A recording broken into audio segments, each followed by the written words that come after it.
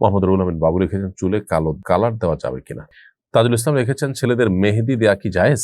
S M Masum Billah লিখেছেন, পল্লী চিকিৎসক যারা হসপিটালে রোগী পাঠিয়ে কমিশন নিয়ে থাকে, এটা কি হালাল? মোহাম্মদ রুহুল আমিন বাবু লিখেছেন, চুলে কালো কালার দেওয়া যাবে কিনা। চুলে কালো কালার দেওয়া বা কালো কলব দেওয়া এটা না জায়েজ কথা, নবী সাল্লাল্লাহু আলাইহি ওয়াসাল্লাম নিষেধ করেছেন। তবে তিনি এও বলেছেন যে তোমাদের চুল যদি সাদা হয়ে যায় তাহলে গাইয়িরু হাদা শাইয়িব, তাহলে তোমাদের এই সাদা চুল বা সাদা কালার চুলের এটাকে পরিবর্তন করো ওয়াজান্নাবুস সাওয়াদ, তবে কালো কালারকে পরিহার করবে, কারণ কালো কালার পরে মানুষ নিজের বয়স, কালো কালার ব্যবহার করে মানুষ নিজের বয়স লুকাবার চেষ্টা করে। তাছাড়া নানা কারণে এটি নবী সাল্লাল্লাহু আলাইহি ওয়াসাল্লাম নিষেধ করেছেন, যার কারণে কালো খেজাব দেওয়া বা কালো কালার দেওয়া চুলে এটা নিষিদ্ধ। তবে কালো ছাড়া অন্য কোনো কালার, মেহেদি কালার ইত্যাদি এটা ব্যবহার করতে পারবো আমরা ইনশাআল্লাহ তাআলা। তাজুল ইসলাম লিখেছেন, ছেলেদের মেহেদি দেয়া কি জায়েজ? ছেলেদের মেহেদি দেওয়া এটা শরিয়া কর্তৃক নির্দেশিত নয়। শরিয়ার যে এক্ষেত্রে চাওয়া রয়েছে, প্রত্যাশা রয়েছে, তার সাথে সঙ্গতিপূর্ণ নয়। তবে ছেলেরা চুলে দাড়িতে মেহেদি দিতে পারেন, কারণ নবী করিম সাল্লাল্লাহু আলাইহি ওয়াসাল্লাম থেকে এটি সাব্যস্ত হয়েছে। এছাড়া হাতে বা অন্যান্য জায়গাতে ছেলেরা মেহেদি দিবেন না। নবী সাল্লাল্লাহু আলাইহি ওয়াসাল্লাম কোন একজন নারী পর্দার আড়াল থেকে কিছু একটা দিয়েছেন, তার হাতে মেহেদি না দেখে তিনি বলেছেন এটাকে পুরুষের হাত কিনা, নারীদের থেকে আসলো।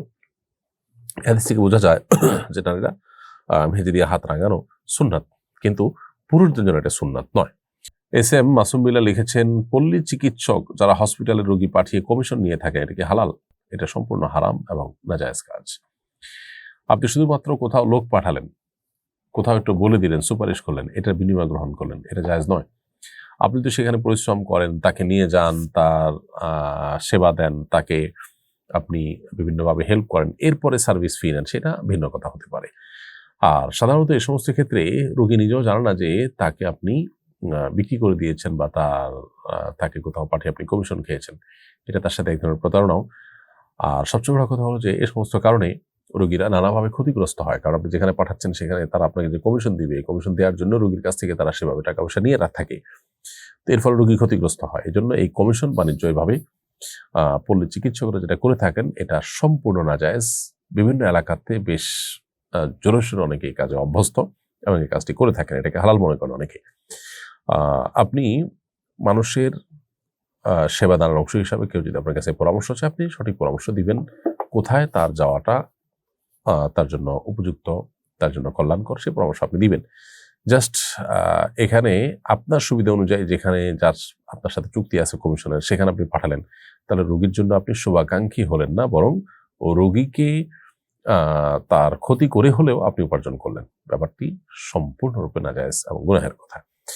এই টাকার লোভটা যদি আমরা সামলাতে না পারি, তাহলে সেক্ষেত্রে কোন মুখে আল্লাহর কাছে আমরা জান্নাত দাবি করব? আমাদের নৈতিকতার ভিত্তিটা কি থাকবে?